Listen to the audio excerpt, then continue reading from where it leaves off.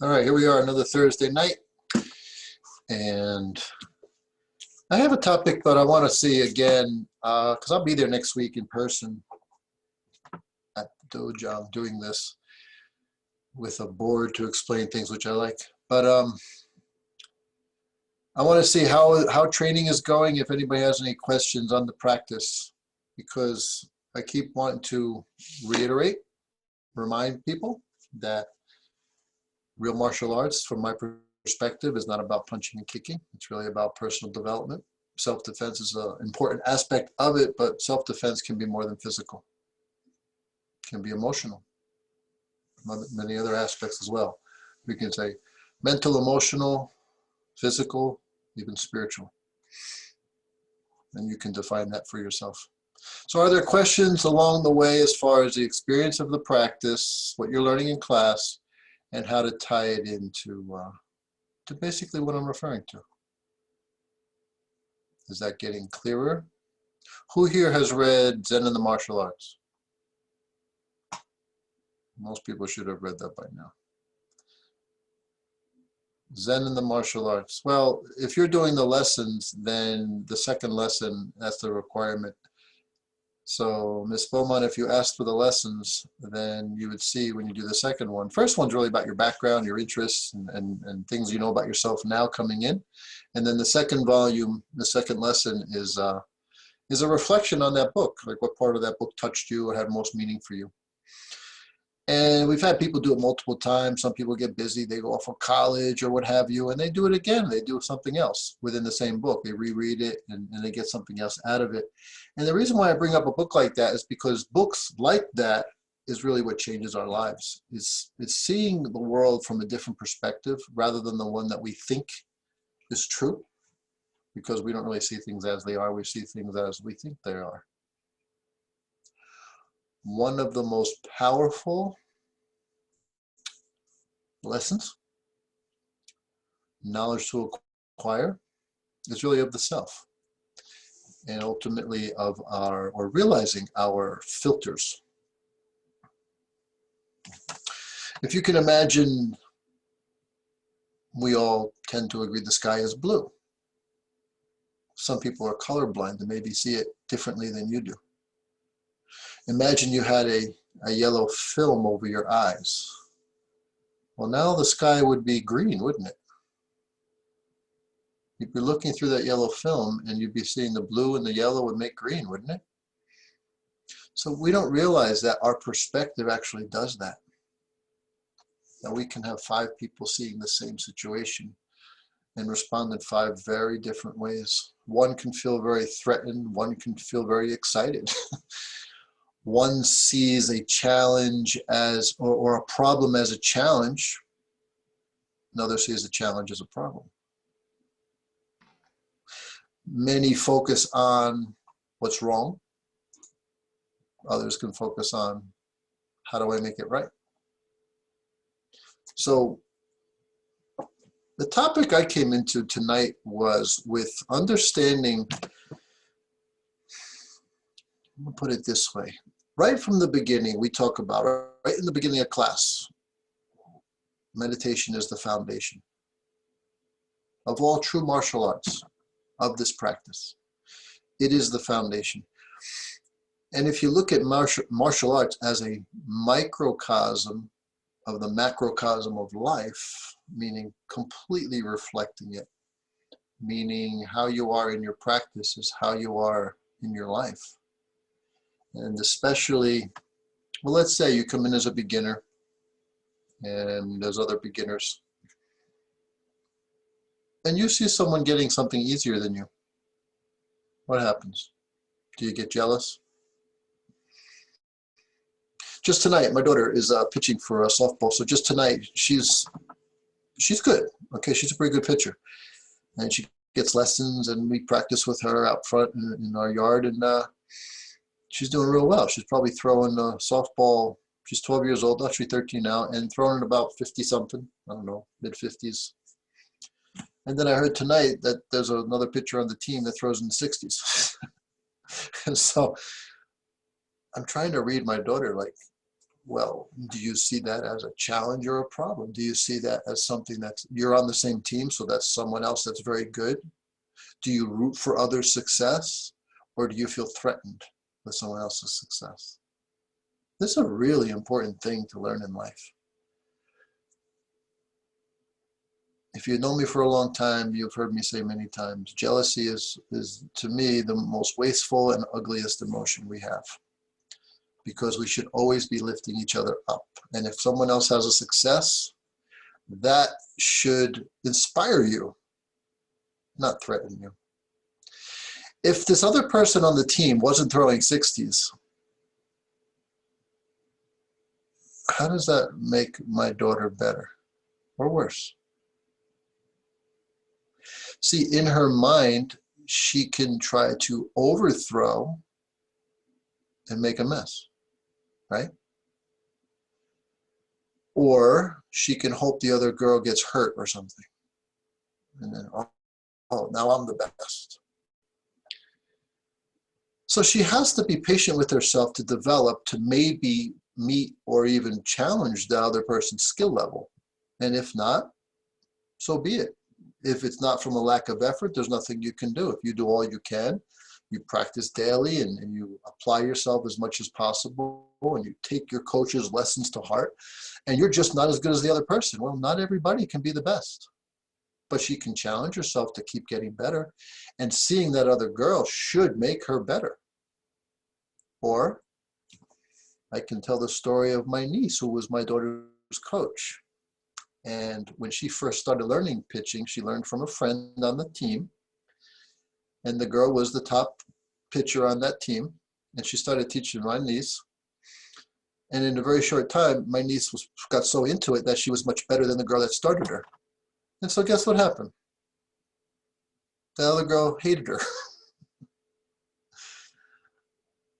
Think about that. Have you ever responded like that? Because someone's better than you somehow? So what I want to get at is meditation. What does this have to do with meditation, really?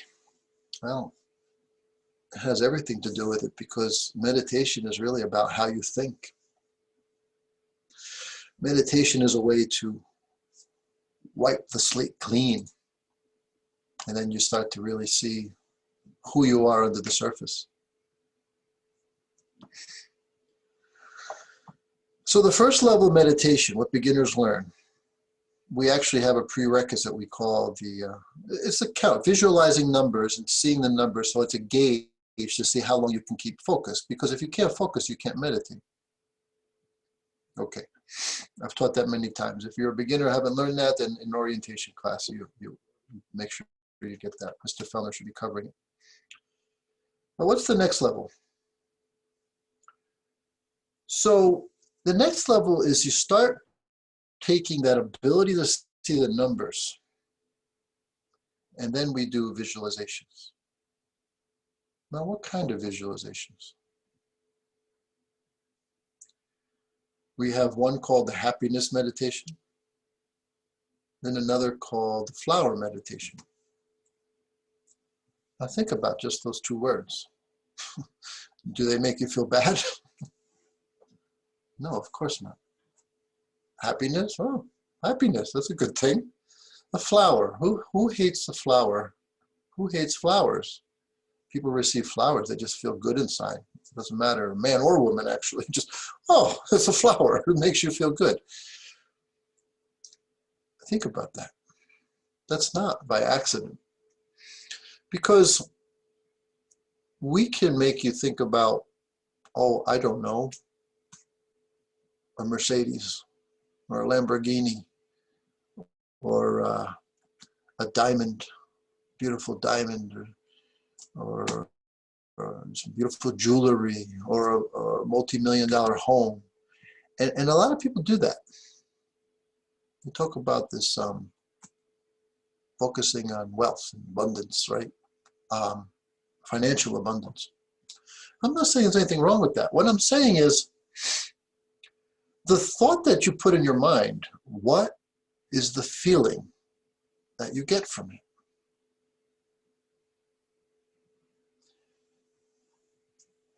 If your neighbor is driving down the street in a Lamborghini, are you jealous? Or your neighbor's home is bigger than yours? Do you have this upbringing, this background, this belief, this programming that you have to keep up with the Joneses in your life? Do you live worrying about what other people think? Because there's a very important concept that we all have to get in order to have control of ourselves. And that's just it. Nobody can control you unless you allow it. And what I mean by that is not physically, because of course that's possible physically, but not mentally. No one can make you feel an emotion without you allowing that emotion, if you have control of yourself. When you say something like, oh, you make me angry. No, they did something that you're becoming angry at. You don't have to respond that way. Now, if you really catch what I'm saying, you start to eliminate blame in your life. You start to look in the mirror for the real answers of why you feel and why you get what you do. So practicing a happiness meditation is to bring happiness. Practicing a flower meditation, same thing, is to bring happiness, good feelings. Now think of your day, any day, today. Was it a good day? Was it a bad day? Or was it just another day? So, did you learn anything? Did others control your emotions? Did you respond as well as you could to things that happened today? If someone told you good news happened in their life, did you respond in a way that was excited for them? Or did you wave them off and not really pay attention? When you communicated with someone today, were you listening? Or just saying what you wanted to say, putting your point of view in the forefront? And if so, did you notice how they reacted? Or are you so in your head that you're just worried about what you think and say and whether you're convincing them of what you think is true or right? These are important questions. How many hours a day are you awake? How much of that time do you have good thoughts? How much of that time do you have thoughts that are not so good, negative? How often do you feel angry, afraid, worried, guilty? How often do you feel hopeful, loving, compassion, empathy, gratitude? If you could sit there like an umpire in baseball with clicking balls and strikes, and you could, and it just had counters, 2 buttons, positive thought, negative thought, who would win? You could probably do that. You can get clickers, and you can actually do that. It's the kind of thing that lessons in mindfulness will bring to the forefront for your life, is that actually paying attention. So now the question is, if it's more negative thoughts, do you ever wonder why you're stressed? Now you know. And if you have positive thoughts, are they fleeting? They come and go, and you get right back to worrying about something? Like you laugh, something makes you laugh, you feel good, and then right away you start worrying again. Is that your day?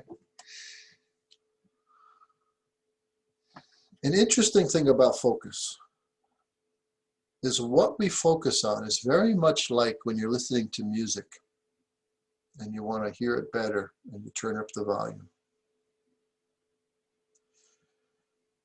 Do you know, I assume you do, but you filter all day long. You could have multiple voices talking in a room and you can focus in on the one that you want to pay attention to. And someone over here, you could be at a party and you're having a conversation and you overhear your name. You could completely lose focus on that conversation that's right in front of your face while you focus in on the other one, because that's the one you're interested in, because your name came up. Think about that. You walk into a store where there's lots of people, lots of noise, lots of messages, things over the PA, people talking, music playing, whatever. And you can completely filter it all out looking for what you want to buy, for example. Or if you're in conversation with someone, you're not even aware of the music or the PA announcements or anything. You're focusing on that conversation. Your brain, your mind goes where you choose. And I've done fun experiments where I walk in a store. You know, when you spend so much time in nature and meditation, and then you can play games like this with your mind, you see how it filters things. And what I did was, so when you're in nature where it's very quiet and you're picking up maybe the bird sounds or the squirrels or something else, and then you use that mind that's actually enhanced because you practice that a lot, and you go into a mall, you can lose your mind, not in a good way. It's like the volume just got turned up and bam, and you're suddenly taking everything in, but there's too much. But you see, we naturally, subconsciously filter all that out, so we don't even realize. You walk in the mall, you don't even notice it. Do you know that's how, for self-defense, you can develop awareness for a possible dangerous situation? You filter out anomalies. What's an anomaly? Meaning everybody's acting a certain way and someone else isn't. What's up with that person? If everybody's happy and having a good time and talking and there's music playing and one person's looks angry, upset, quiet to themselves, what's up with that person? Could be something dangerous. It's the kind of thing that could save someone from, you know how they have the shootings, possibly catching someone way ahead of time because you just saw an anomaly, something was wrong. Or someone like the Boston bomber or something. They had to go in there and place those, you know. They go with a bag. There was stuff was caught on video. So a very aware person, possibly a security person, well trained, might have picked them off. And it's something where you can do that in your own life. You're in a crowd, you can tell. If you're aware, if you're open, you can see this. Our minds are so powerful. And so I come back to meditation. Where is your focus? Where are you turning up the volume? Are you constantly turning up the volume on negative things, painful things, worrisome things, stressful things? Because here's the good news and the bad news. It's like, have you heard the story of the two wolves? The wolf of love. Like everybody has two wolves in their heart. A wolf of love and the wolf of hate. The question is, which one do you feed the most? Now think about that. This is what I mean by turning up the volume. We are actually, it's like if I want to build this muscle here, you know, people want to do curls with weights and make a big bicep. So you know that exercise exercises that muscle. Okay.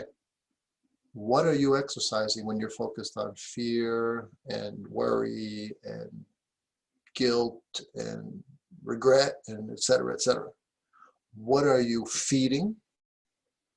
What are you amplifying? What are you actually growing in your neurological system, your brain? Your brain will be enhanced for negative. That part of your brain will actually be very easy to fire up. It's like when towns first came, or there's a new development, no roads, and they make one road, right? And then people have to go through the woods to get to their huts or something.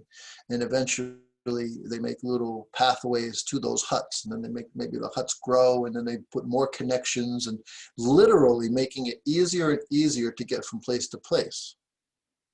They put more roads. This is exactly how our brain works and how our body actually responds. You're laying down more roads for the feelings that you focus on, for the thoughts that you focus on, for the negativity. And so now what? If it's negative, if it's stressful, if it's worrisome, fearful, then you very easily get stressed. In fact, it becomes your default. Because what you do the most is really who you are. It's really what you experience. And when I say who you are, this is based on programming. It's not who you really are. Because who and what you really are is pure consciousness, love. And if anything is blocking that, this is your fault. No, it's not my fault. It's my stepfather I grew up with, and blah, blah, blah. You know, I get it. We've all had experiences that shaped us. But knowing what I'm talking about right now, you can erase that. And it's as easy as you make it. It's as easy or as hard as you make it, because here's the problem. Whatever your background, lay down some heavy roads. Cleaning that up and putting in new roads is going to take some effort. It's going to take some time. But that's the whole purpose of meditation. See, mastering your mind. Clear it first. Remember, clean slate. Then start learning how to put the thoughts in that you choose. And I mean you choose, not because I choose to worry because then I'm prepared. Where did you connect worry and preparation? They don't have to go together. Worry and awareness are not the same. Being aware that you should be prepared for a possibility of, you know, like a fire drill in a school. They're not trying to make everybody, they don't want a fire, but they want to be prepared in case there's a fire. You don't have to worry about a fire. You just have to realize it's possible that there could be a fire. And so you develop a system, how to clear out all the kids in the school, fire drill. You see what I'm saying?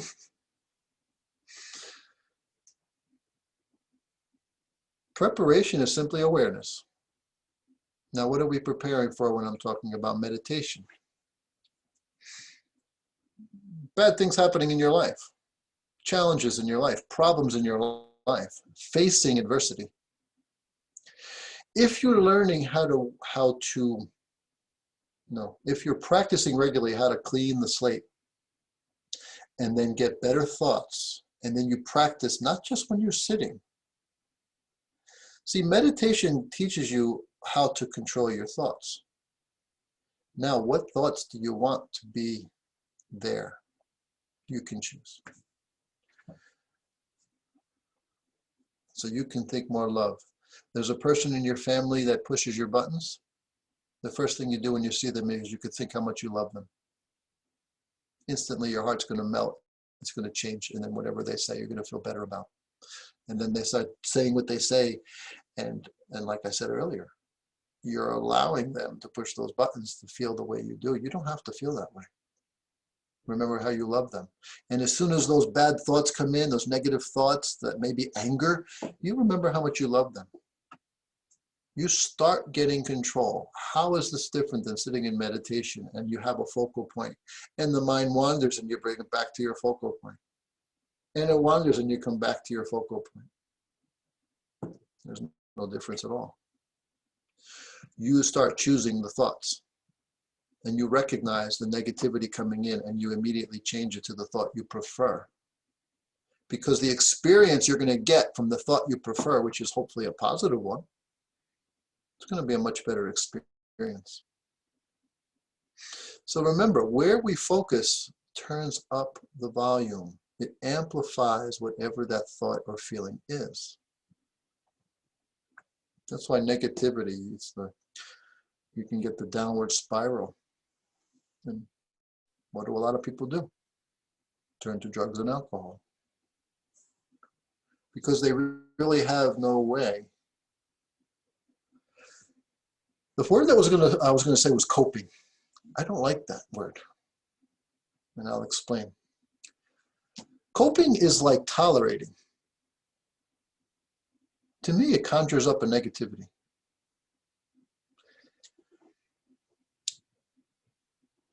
If somebody irks me, if somebody angers me, usually, and I learn to tolerate them, it seems to me I'm still feeling that bad feeling. I'm just trying to ignore it. Tolerating is very different than accepting. If you accept people, warts and all, as the saying goes, it's very different than tolerating them. Now, do you have to expose to someone who's constantly irritating you? No, but you don't have to have the bad feeling. You can think better thoughts, you can have a better feeling, and you can also limit your time with that kind of abrasive person. You don't have to abuse yourself. And then there's pretending you're okay. Pretending you're okay is closer to tolerating. Accepting is very different. Accepting is actually you feel clear, you feel clean, you feel fine, you feel happy. And the other person's still doing the same thing that before was maybe resulting in your anger. That, I will repeat, you're allowing. You're allowing the other person to get you angry when you could very easily think of something else and change your mind if you have control of your mind. So I said, fear, worry, guilt, all these stressful, negative feelings, jealousy, all these bad feelings, right? Negative feelings are laying down roads. And these roads are well paved and they're deeply cut into your neurology. So we talk about a happiness meditation. What brings happiness? If you're practicing not 5 minutes, I'm going to tell you, if you seriously want to be able to meditate and get the benefits, set a goal, 30 minutes in the morning, 30 minutes in the evening. This is your start. Sure, you can say, well, I only have 5 minutes, where fine, but I'm telling you, you have to repave these roads. If you don't give the time, let's say you get the perfect 8 hours of sleep. So you've got 16 hours. How much of that was negative, right? 5-minute meditation to relax. Oh, I feel better. Then I go right back to negative. It's how much time is spent on negative and how much time is spent on developing your mind so you have control and you can actually change it to positive. So the person who's serious about changing their lives, I'm telling you, 30 minutes morning, 30 minutes evening. You find a way. You wake up, you meditate. Maybe loosen up a little, do like your warm-ups, and then go just sit for a half hour. And it's actually worth getting up a little earlier. But you may have to go to bed earlier to do that. Anyway, don't shoot the messenger. I don't live your life. You have to figure that out. How do you make your life work for what I'm telling you is actually what you need to do in order to get the most benefit? Will there be benefit on 5 minutes or 10 minutes? Absolutely. But you want to change those roads? You want to change your mind, really change it, so that you're feeding the wolf of love, so that your default thoughts are positive, less stressful. You have to do the work. You want to build a big bicep? You have to lift things a lot. There's no way around that. There's no magic. You can't take a pill. Doesn't work like that. See, the human, well, that's not true. pretty much any animal. There's a natural law called conservation of energy. And this is why we love distractions. We love our drugs, we love our alcohol, and I'm not talking everybody's an addict, I'm saying people love that. Billions of dollars are spent every year. We love our Netflix, our TV binging. We love all these things where we can veg out. But that doesn't give you the control you need. These are escapes that are actually weakening us. What you watch on the television is programming you. It's not an accident that they call it programming. It is literally programming your brain, and it is laying down roads of what you think is true and how you should respond to things. It's teaching you that on a subconscious level that you don't even realize. It puts you in a hypnotic state and feeds you whatever they want. They can put something very entertaining with a message or narrative that they want, whoever wrote it, whoever's behind it, whoever's putting up the money, because they want you to think a certain way, and they are controlling you. You want control of your own mind, you have to take control of your own mind. Don't give it to others. So having people very stressed, you have to think about this. It's Maslow's order of things. If you're stressed, if you're in the fight or flight all the time, this is survival. Your only focus is survival. You can barely get the nutrients from food from digestion, because when you're stressed, your body's not digesting well. So then your brain's not functioning well. And when your brain's more like tunnel vision, you can't be very creative. You can't solve problems. You're more likely to want help from others or blame others for your problems. This is all connected. There is nothing more powerful than getting control of yourself. And it literally starts with meditation. So happiness meditation. Very briefly, I'll teach that one. You can put yourself on a beautiful beach on a beautiful day with the ocean, and you can look out to the horizon. Perfect weather, cool breeze, not too hot, not too cool, just perfect.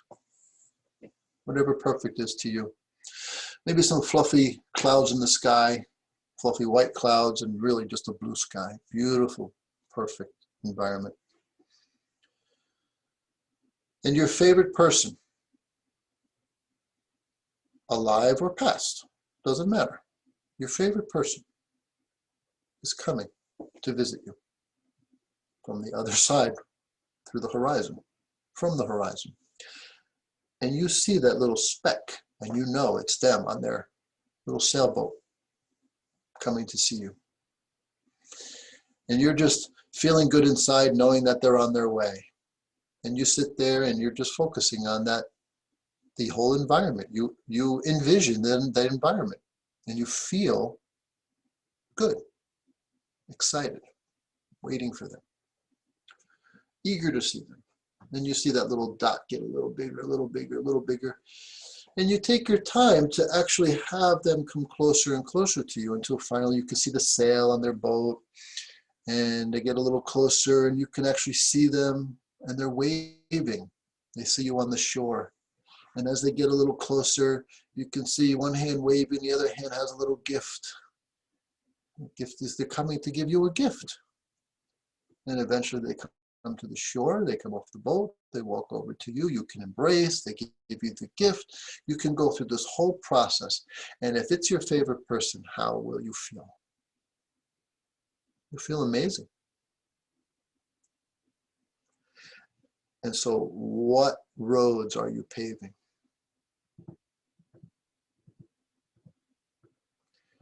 The roads that make you feel amazing. Happiness. You feel wonderful. And so if you actually were doing this regularly,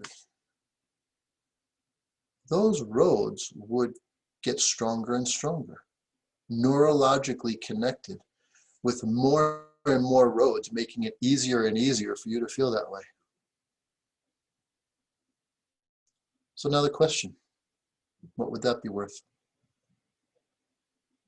Instead of your default being negative, fear, guilt, worry, your default feeling starts to be amazing, happy.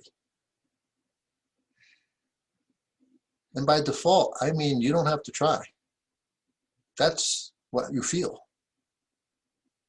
Sure, you'll go off the road here and there, something will happen, but you'll quickly come back to that feeling because you made those roads so strong, so powerful, so many connections. So it's instant to get back to that feeling. What's that worth? How much are you willing to pay for it?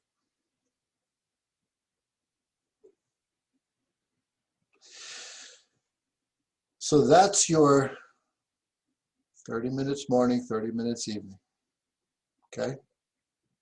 For a while, a few months, to develop those roadways.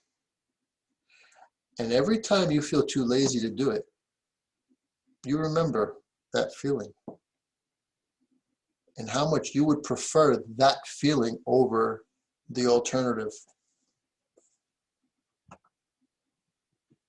And you get your butt down and you practice. Now here's what happens.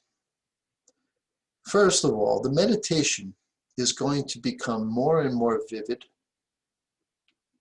more and more real, as if you're actually experiencing what you're visualizing. And that's what's meant by envisioning. When you envision something, you're actually in the scene. You're not seeing it like on a movie screen. You're in it. You're in the movie. So that's why you can use your different senses and actually feel the breeze and feel the sun and hear the ocean and everything that is there, as if you're in the scene. You make it more and more vivid, more and more real.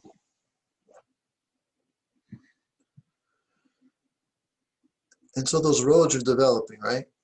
Now, when you're not in your 30 minutes of meditation, or however much time, 10, 15 minutes, you start, what starts happening with that also is it's easier to make it longer because it's an enjoyable process rather than work. But yeah, meditation is difficult and you have to put in some work. If it was easy, it wouldn't be changing you. But here's what happens between your meditations. When you get up and you go into your life, you go into your shower, you go eat your breakfast or whatever else, you go to work, you drive in traffic, whatever it is. Remember, in time, your default will be this amazing positive happiness. This is your natural feeling. You don't have to try. But sometimes, well, you're driving in traffic. You need to, the way sometimes I have the white knuckles on the steering wheel and stressing about the situation. You very quickly and more easily will think a positive feeling in the moment, during your life, during your day-to-day regular activities. You'll shift that mind. Just like I said, you're around that family member who can push your buttons. And you just picture how much you love that person.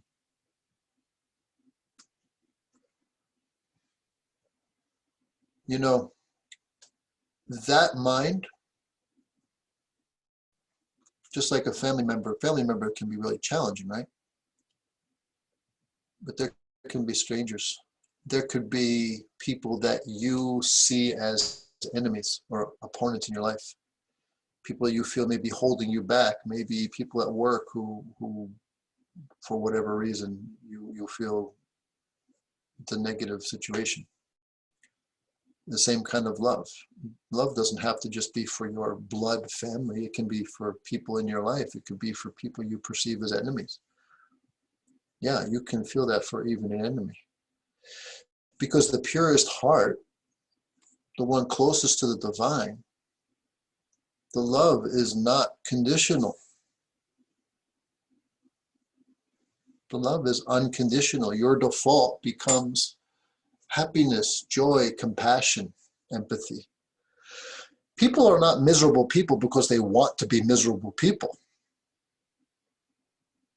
People are miserable people because they don't have this knowledge. They don't have this training. They have not practiced to change themselves. And so, especially if they have a pattern that I was talking, those roads are developing, it's like a piece of wood. You keep scraping it, it gets deeper and deeper and deeper. So now as you get older and older and older, people get worse and worse and worse. So the sooner you get on this, the better, because you stop that development in a negative way that's leading to such a stressful experience. And you start scratching the road that's taking you where you prefer to be. I mean, I would expect you prefer to be on the more positive road, feeling happier, right? The pursuit of happiness. All the things you want, all the things you hope for, things you stress about. Why do we stress? We're threatened in some way, right? Fear builds up.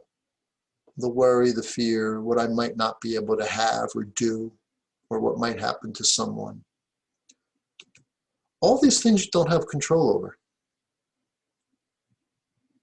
You can't control those things, but you can control your thoughts, which would then control your feelings.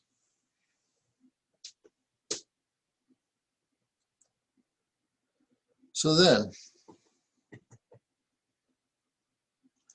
as I said, when you fear, okay, you get this tunnel vision in life.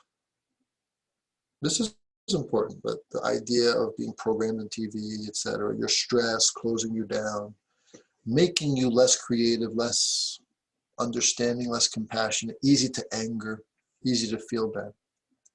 Well, now you can, it's the exact opposite when you've trained. What's the opposite? Well, the opposite is, instead of spending all this energy on this negativity, now suddenly you have more energy. Because negativity steals energy, positivity really provides energy. Mostly because it's saving, you're not spending so much. When you feel good, your energy flows, your blood flows, you feel good. When you feel bad, you're pinching down on your blood flow and your circulation, and it's spending more energy. Everything's more effort. When you're happy, everything's less effort. You have more energy. It's energizing. It's like releasing the energy that's being compressed inside from the negative side. What could you do with that extra energy? What could you accomplish? If you weren't fearful and the tunnel vision, you were more open, would you be more creative?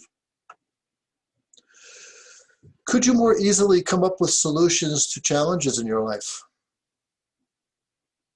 I think so. Could your creativity create, let's say money is a problem, could it create another way to make income? Yeah, because you're not locked into this belief that you're stuck. You're stuck when you're fearful. You're stuck when you're stressed. Everything's the opposite. Your mind opens up with possibilities. You might suddenly want to study a subject and you'll have the energy to absorb it and the focus to absorb it because you worked on your mind. So now you can start to stack skills. And when you have stacked skills, you actually have a lot more possibilities in your world, in your life, rather than just trading hours for dollars, right? Working for somebody, like so many do, controlled by someone else. Your situation, controlled by someone else. Yeah, you have to work, pay the bills, but could you, beyond that, because you have all this energy, do something more to develop yourself and actually create more income, maybe double your income, maybe quit that job and do something you actually love to do, or something that's more productive that you feel more rewarding and more lucrative. So again, you can enjoy your life more. This is very much where the concept, if you've heard it before, the law of attraction comes from. Because we close ourselves off to that when we're negative and fearful, worried, stressed. We open up our world to possibilities when we train this way. So now, how powerful is your practice? Other than a quick moment of awareness and the possibility of self-protection, I really didn't talk anything about punching and kicking. I talked all about the mind and the thinking and having control of that, which then controls how you feel, which ultimately controls how you live your life. Because now when you meet people, you're a positive energy. The other way, aren't you a negative energy? Aren't you the one that other people maybe don't want to be around because you bring more negative into their life? You stress them out? I don't know. That's for you to figure out, because ultimately only you are you, and do you know yourself? You start paying attention, you can see how people respond to you. And this isn't about being fake to get your reaction that you want. It's about being real, actually. When you're compassionate, you care when the other person's expressing themselves. And you also notice when you say or do something, what the response is to it. And if you see that response as not what you meant it to be or not what you want it to be, then you can adjust. When you're aware, you can adjust. When you're not aware, you're just hammering your way into others, which creates more conflict. And all of the negative things, when you're feeding the wolf of hate, not only are you hateful, you are stolen of your energy. You're exhausted at the end of the day.